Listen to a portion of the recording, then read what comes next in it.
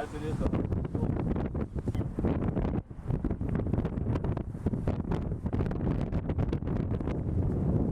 I know a lot of this is stuff that we've talked about before, but tell me a little bit about what does this mean for us?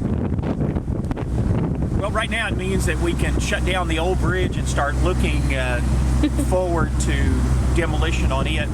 We're expecting an explosives crew in early next week to start doing some of the initial survey work for demolition of the old bridge.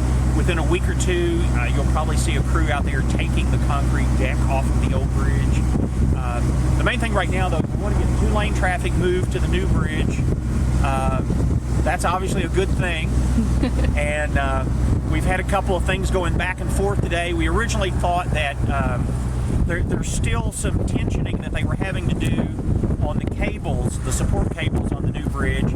And last night, through some conference calls, they had concluded that it was probably going to take several days to do that tensioning. Well, as a result of some hard work overnight and a lot of recalculating, they have determined, this morning they determined that work could be done in a matter of hours rather than a couple of days.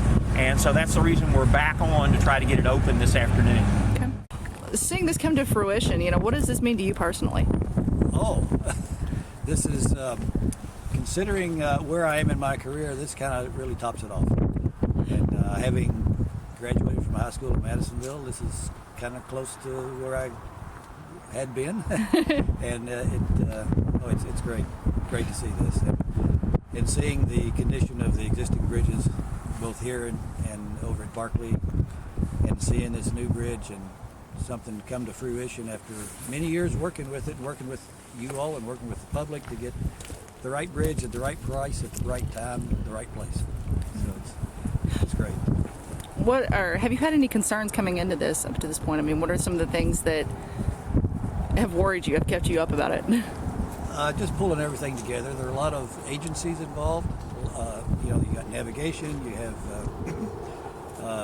the Corps of Engineers, you have TVA, you have all the environmental agencies, you have the state, you have people that drive across it, need to drive across it, the DOT, and bringing everybody together, or helping bring everybody together, has been very rewarding to see this come about, including the funding. You got to pay for it too, so that's certainly a big issue. Okay. You guys took public input on what the design of the bridge would ultimately look like. Yes. What was that process like for you? Is it something you had done before? Yes, we had done it before, working on that little bridge in downtown Louisville across the river.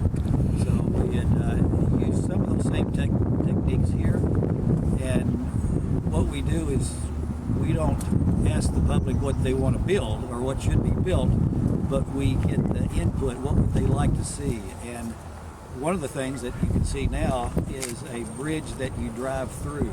They wanted a gateway, if you will, a gateway into the LBL. And we have, of course, a bookend bridge on Lake Barkley that'll be the gateway from the other side. That is the same bridge. It looks identical, or it will look identical when it's built. And that was very important. And then we look at it and see, okay, what kind of gateway bridge would be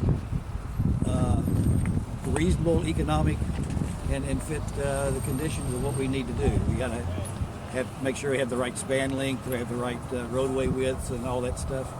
That's good. And we've, of course, there's a pedestrian multi-use path on the bridge, and there are some features that you'll see where we incorporated elements of the area, like fishing and camping and boating and things like that, that will be on the railing.